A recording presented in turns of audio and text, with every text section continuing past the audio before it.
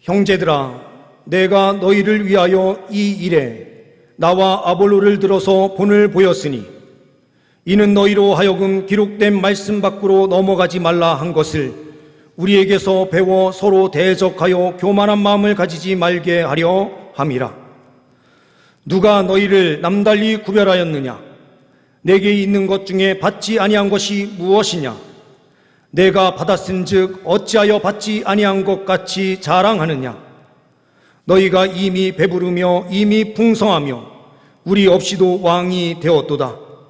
우리가 너희와 함께 왕노릇하기 위하여 참으로 너희가 왕이 되기를 원하노라. 내가 생각하건대 하나님이 사도인 우리를 죽이기로 작정된 자 같이 끄트머리에 두셨음에 우리는 세계 곧 천사와 사람에게 구경거리가 되었노라. 우리는 그리스도 때문에 어리석으나 너희는 그리스도 안에서 지혜롭고 우리는 약하나 너희는 강하고 너희는 존귀하나 우리는 비천하여 바로 이 시각까지 우리가 줄이고 목마르며 헐벗고 매맞으며 정처가 없고 또 수고하여 친히 손으로 일을 하며 모욕을 당한 즉 축복하고 박해를 받은 즉 참고 비방을 받은 즉 권면하니 우리가 지금까지 세상에 더러운 것과 만물의 찌꺼기 같이 되었도다. 아멘. 오늘 본문 말씀 고린도전서 4장 6절에서부터 13절 말씀을 통해서 성숙한 성도라는 제목으로 함께 말씀을 나누려고 합니다. 성숙한 성도가 어떠한 사람입니까? 오늘 본문 말씀에서 이 사실을 우리에게 분명하게 말씀해 주고 있습니다. 첫 번째로는 성숙한 성도는 하나님의 말씀 안에서 산다라는 것입니다. 6절 말씀을 보게 되면 이렇게 말씀합니다.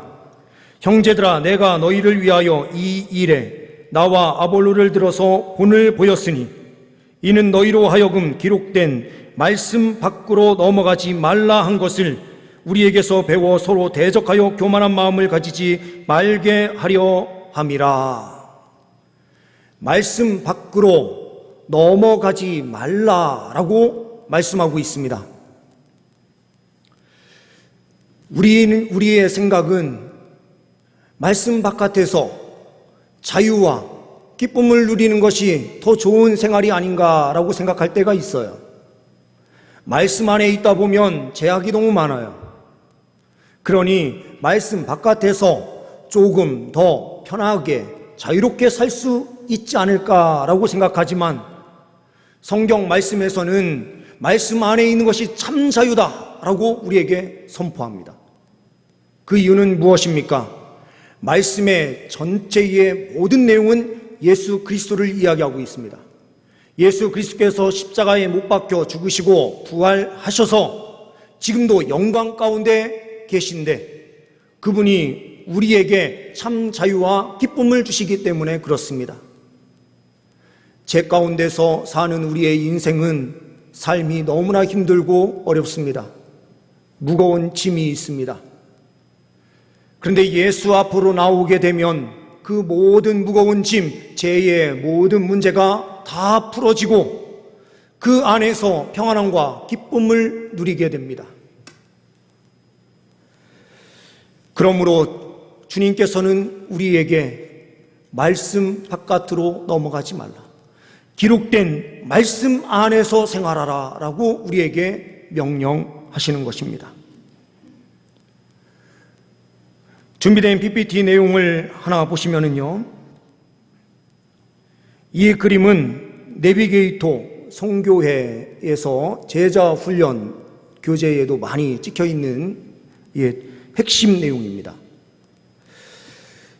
수레바퀴 모양으로 되어 있기도 하고 어떤 것은 방향키로 되어 있기도 합니다. 이거를 한국에서 번역된 그 내용으로 또한 옆에 제가 하나 더 그림을 삽입했습니다. 중심에 무엇이 있느냐가 중요해요. 이 내비게이터 성교회에서 추구하는 그 핵심 안에는 중심에 그리스도가 있습니다. 그리고 이 그리스도를 통해서 바퀴에 살을 이루고 있는 그 4개의 살이 있는데 기도, 교제, 말씀, 증거라고 하는 4개의 큰 살이 있어요. 그리고 그 주변에서 이 말씀, 교제, 기도, 증거의 삶을 통해서 순종하는 삶을 살아낼 때에 성숙한 신앙인으로 세워진다라는 것입니다. 균형 잡힌 신앙인으로 세워진다라는 의미를 가지고 있어요. 우리의 중심에 무엇이 있느냐가 중요합니다. 그 중심에 예수 그리스도, 하나님의 말씀이 있는 것입니다. 우리가 이 말씀 바깥으로 넘어가게 되면 우리에게는 방종의 삶만이 있을 뿐 참 자유와 기쁨이 없어요. 방종의 삶이라는 것은 죄 가운데 빠지는 것이죠. 죄 가운데 허덕이는 삶 살다 보면 지치고 쓰러질 뿐입니다. 내려주셔도 좋습니다. 우리가 말씀 안에서 생활할 때에 진정한 승리가 있는 줄 믿습니다. 루카스 함장이라고 하는 대령이 중요한 임무를 맡고 배를 전함을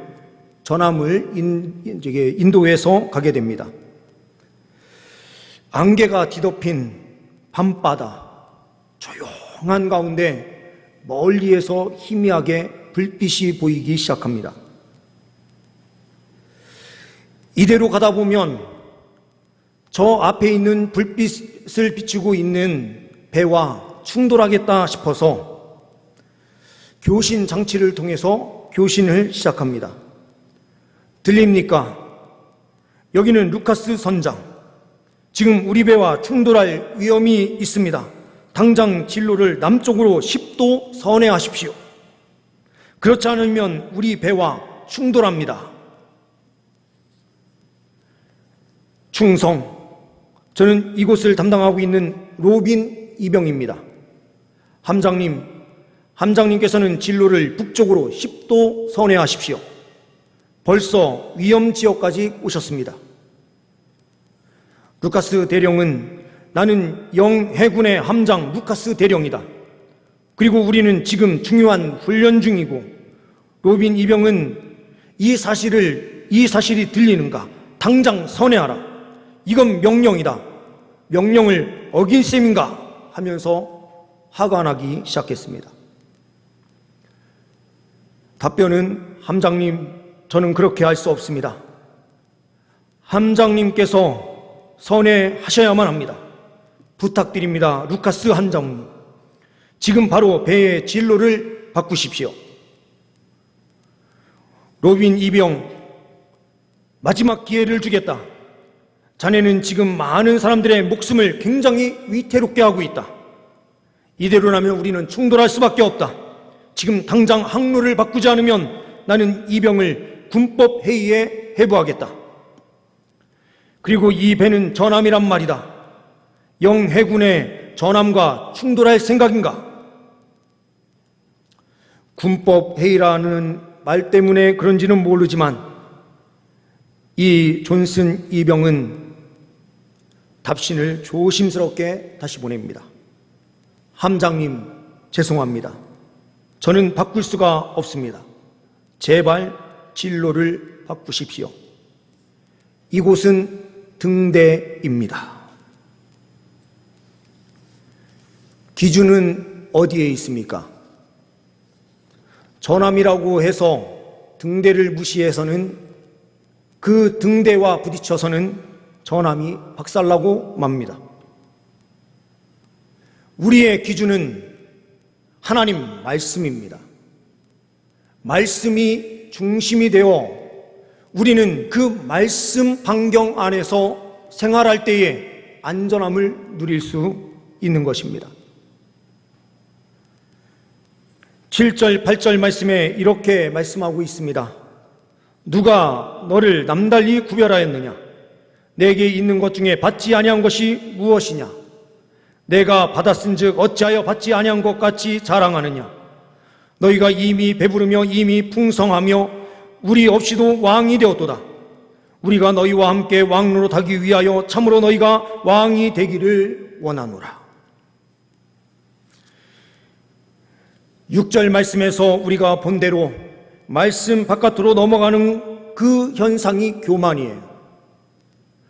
교만이다라고 하는 것은 하나님 말씀에서 벗어나는 것 그 자체가 다 교만인 거예요. 나와 아볼로를 통해서 본을 보였다. 바울이 고린도 교회를 개척했고 고린도 교회를 세운 이후에 떠났을 때에 아볼로가 그곳에 도착을 하면서 그 다음 사역자로 세워지게 된 것입니다. 바울과 아볼로, 전임자와 후임자. 그런데 이 가운데에서 문제가 생긴 것은 무엇입니까? 분열의 문제였습니다. 나는 바울파다, 나는 아볼로파다, 나는 그리스도파요, 나는 온전히 바나바, 바로 나는 설 것이다 라고 하는 다양한 파들이 그 안에 존재하게 됩니다. 그러면서 서로를 포용하지 못하고 서로에게 대적하는 삶으로 나아가고 있었던 그 땅이 바로 고린도 교회의 땅이었습니다.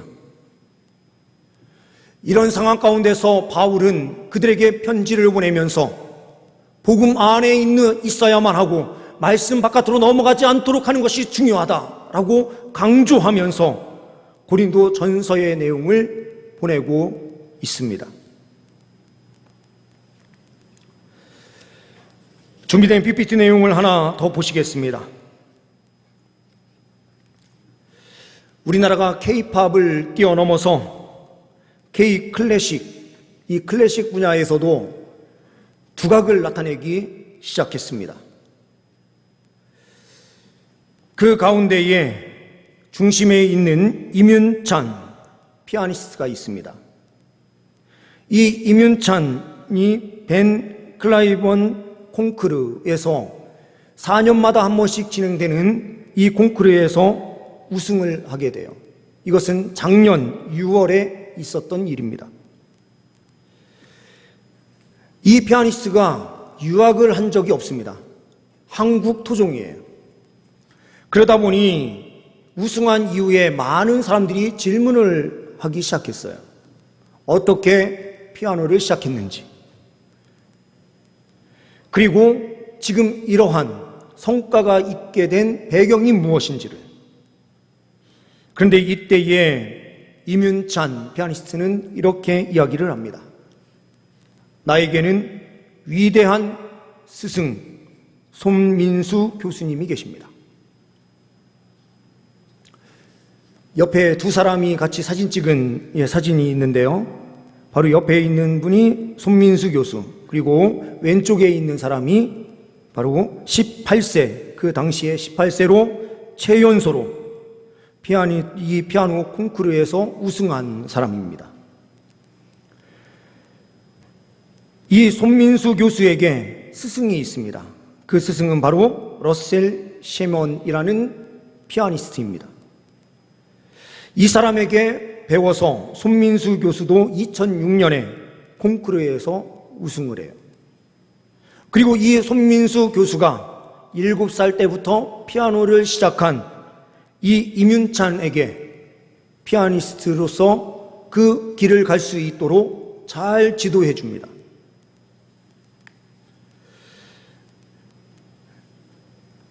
이 임윤찬이 중결승에서 피아노 연주하기 전에 이런 말을 합니다. 이 연주를 러셀 셰먼에게 바칩니다.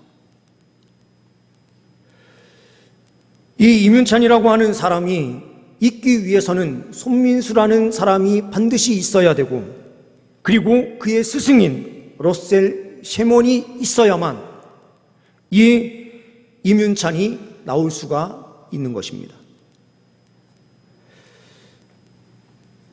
잠시 내려주셔도 좋습니다. 스승의 역할은 바로 이러한 부분에서 매우 중요합니다. 부모 없이 자녀가 이 세상을 살아간다면 고아처럼 힘들고 어려운 생활을 살 수밖에 없어요. 부모님이 계시니 자녀들의 삶도 보호를 받으면서 살 수 있는 것이죠. 하나님께서 계시니 하나님의 그 은혜를 우리가 사는 거예요.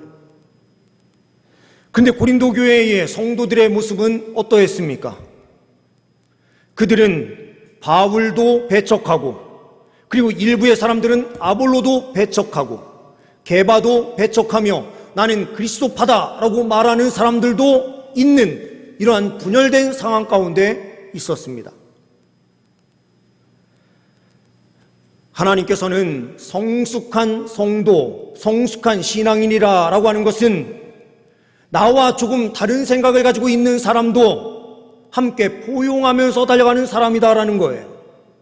말씀은 말씀 안에 있는 하나의 바울, 아볼로의 그 가르침, 그것은 성경 안에만 있다면 다 똑같은 것이죠. 조금 살짝 다른 부분이 있어도 그것은 우리가 포용할 수 있는 부분이에요. 장로교, 감리교, 성결교 이렇게 나뉘어지는 이 부분들도 마찬가지이듯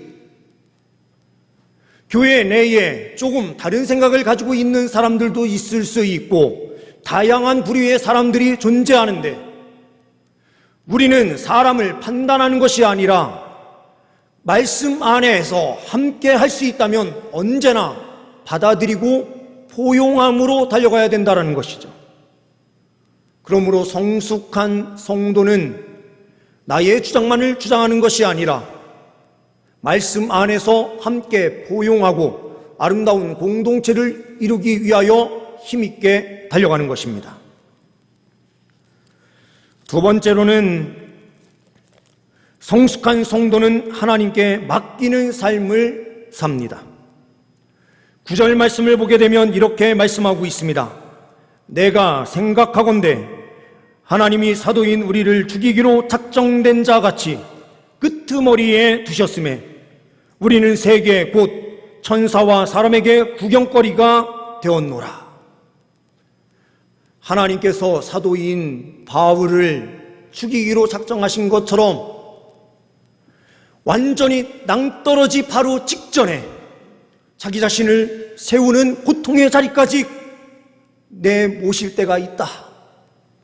하지만 나는 그 죽음의 그 자리에서도 주님을 신뢰하면서 내가 죽을 수 있다라고 하는 분명한 믿음이 이 안에 들어가 있습니다.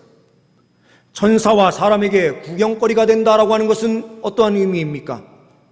이것은 헬라 사람들로부터 당하는 이상한 복음이다라고 하는 수많은 사람들의 이야기. 신이 어떻게 죽을 수 있습니까? 그러나 신이 우리를 위하여 죽었다라고 하는 이 분명한 메시지, 복음의 메시지를 부여잡고 달려가는 바울. 그러니 세상 사람들, 천사와 사람들이 구경거리로 우리를 여기고 있었다라고 하는 이 부분은 우주적으로 수많은 사람들이 우리를 이렇게 구경거리로 삼으면서 하찮은 존재로 여겼다라고 하는 의미예요. 구경거리라고 하는 이 부분은 또한 순교의 장면과도 연결이 되어 있습니다. 준비되어 있는 PPT 내용을 함께 보시겠습니다. 왼쪽의 그림은 장레온 제롬이라고 하는 화가가 그린 그림입니다. 바닥에 있는 어떠한 장치에 의하여 문이 열리면 사자가 나와요. 근데 사자가 나와서 잡아먹힐 동안 기독교의 그 그리스도인들은 마지막으로 하나님께 엎드려서 간절히 기도합니다. 우리의 영혼을 받아달라고. 그리고 이 순교의 자리에서 주님을 붙잡고 갈 수 있도록 인도해달라고 마지막으로 간절히 기도하면서 나아갑니다. 기도하면서 몸이 찢겨나가고 숨이 끊어지는 그 순간, 그 옆에 있는 그림이 누가 그린 그림인지는 명확하게 알 수는 없지만 사자에 물어뜯기는 그 사람들, 그 위에 천사가 내려와서 그의 영혼을 받아서 간다라고 하는 그림의 내용이에요.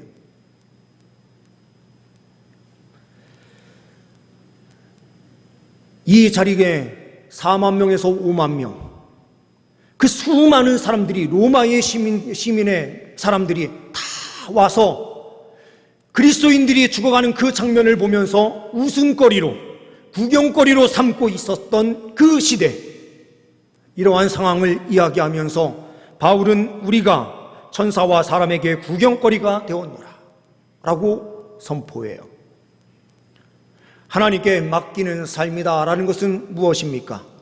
생명까지도 주님께 맡기는 것입니다. 우리의 영혼을 주님께 온전히 의탁하면서 달려가는 것입니다. 수제자였던 베드로는 로마에서 십자가에 거꾸로 매달려 죽었습니다. 빌립은 소아시아에서 십자가를 지고 죽었습니다. 바돌로메는 몸에 가죽, 피부, 껍질이 벗겨지는 그러한 고난을 받으면서 죽임을 당했습니다. 도마는 인도에서 순교했습니다. 마가는 알렉산드리아에서 기도하며 순교했습니다. 마태는 에티오피아에서 창에 찔려 순교했습니다. 안드레는 에데사에서 십자가에 못 박혀 순교했습니다. 마띠아는 예루살렘에서 돌팔매질을 당하면서 쓰러진 뒤에 묵배임을 당하여 순교했습니다. 누가는 헬라에서 감람나무에 매달려 죽임을 당했습니다. 바울은 로마에서 칼에 목이 떨어지면서 예수의 이름을 부르다가 죽었습니다. 사도 요한은 100살까지 온갖 시련을 겪다가 유배 생활을 하다가 순교를 하게 됩니다.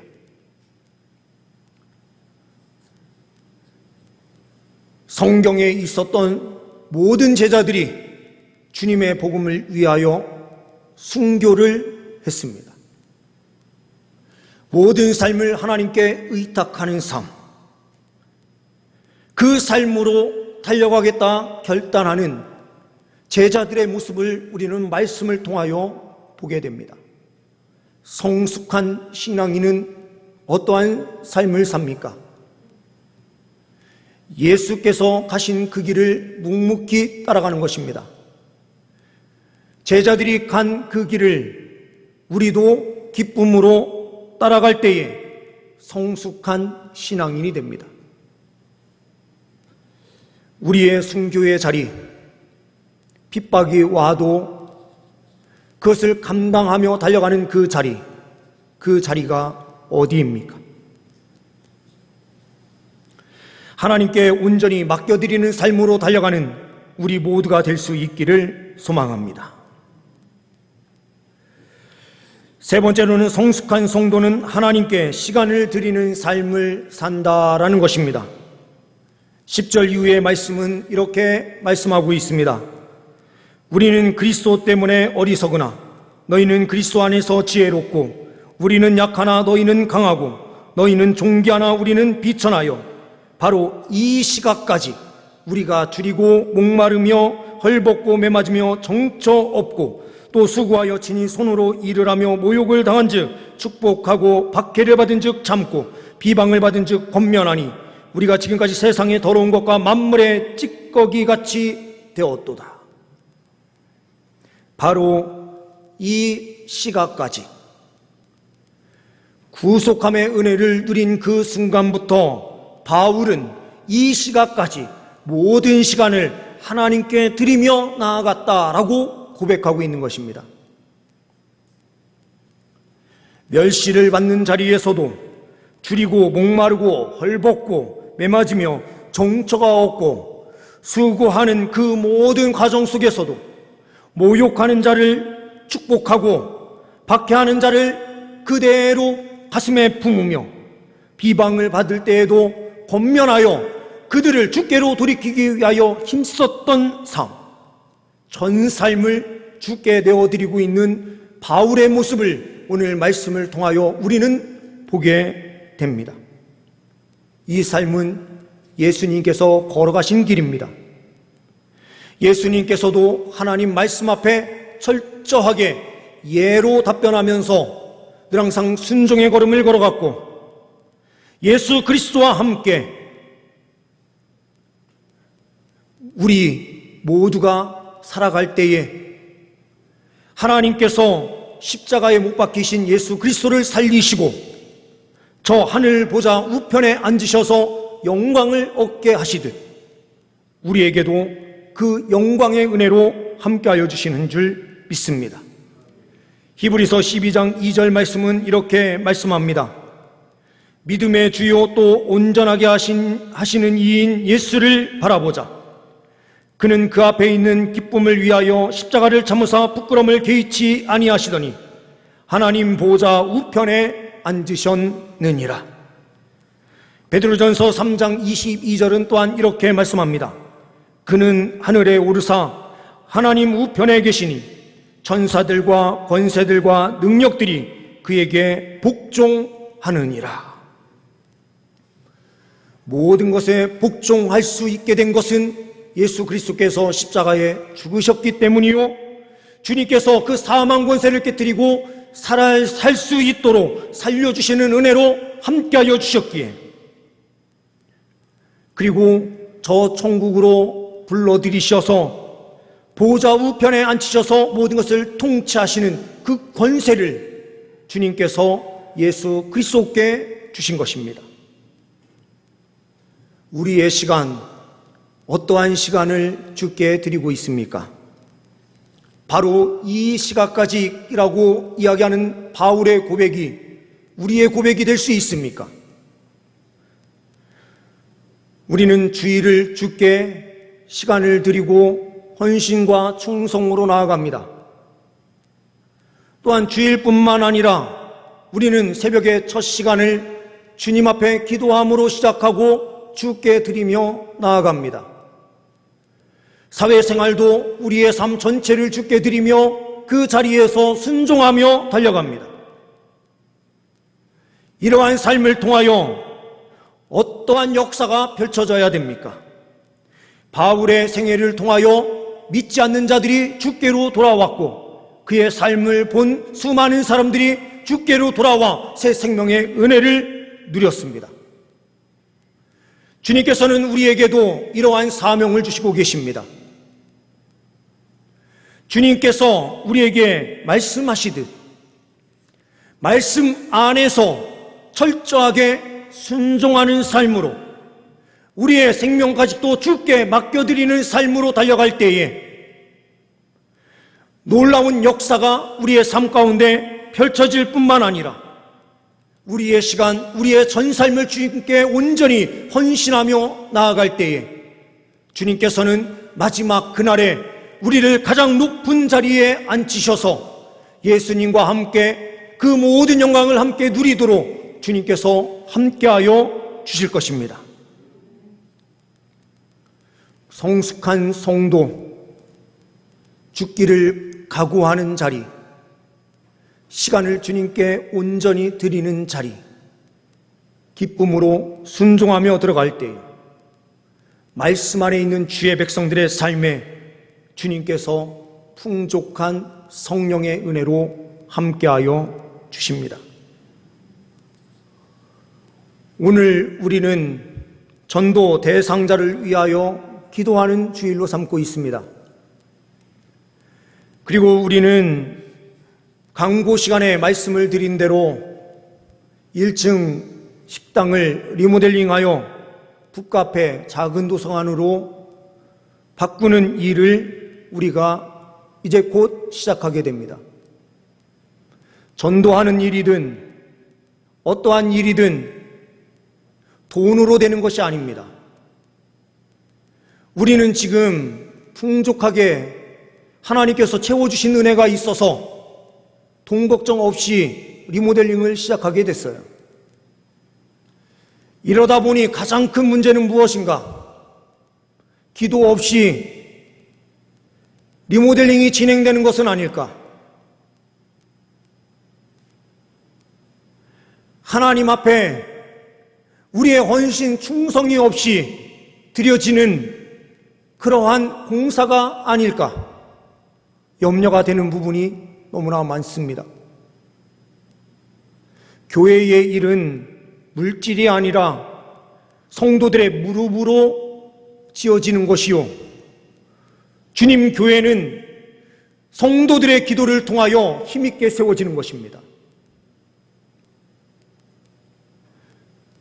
주님 공동체가 해야 할 일이 무엇인지, 우리의 시간을 들여서 하나님 앞에 엎드려 기도하고 말씀 안에서 신앙생활하며 순종의 발걸음 걸어갈 때에 주님 공동체는 든든하게 세워지는 것 아닙니까? 지금부터 우리는 더 깨어서 기도해야 합니다. 건물만 화려하게 다시 해 놓는다고 해서 어떤 역사가 일어나는 게 아니에요.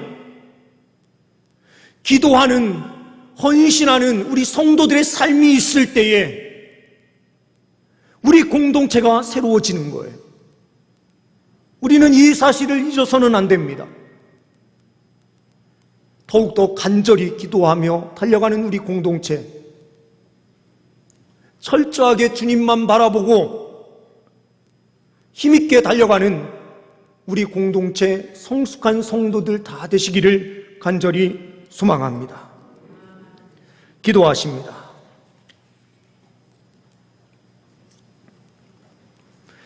하나님 아버지, 우리가 더욱더 철저하게 하나님 말씀 앞에 있을 수 있도록, 말씀 안에서 믿음 생활해 나아갈 수 있도록 인도하여 주시고, 우리의 삶을 전적으로 주님 앞에 내어드리고 순종하며 달려가는 우리 모두가 될 수 있도록 인도하여 주옵소서.